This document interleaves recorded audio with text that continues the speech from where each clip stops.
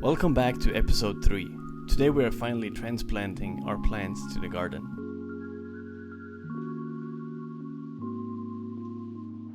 Bone meal is a great source of phosphorus and calcium.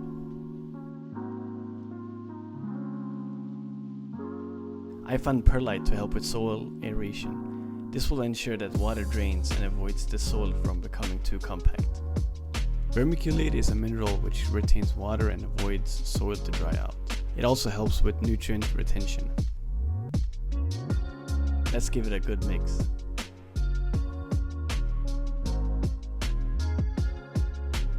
I recommend 3-gallon pots or larger.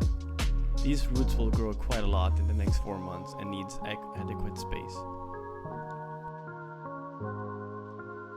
Remove the plant from the pot. Carefully massage the base of the plant to untangle the roots. Make a hole deep enough to let roots flourish. Add topsoil to keep the plant supported. Water in the morning or at night and keep track of the soil moisture, especially during hot summer days. Avoid pouring water on the leaves to prevent sunburn.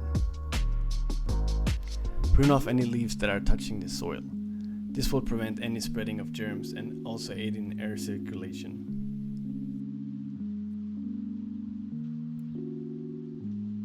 Use a stake to support the plant during windy conditions.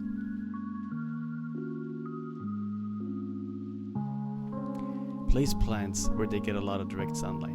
My plants receive at least 8 hours of direct sunlight every day.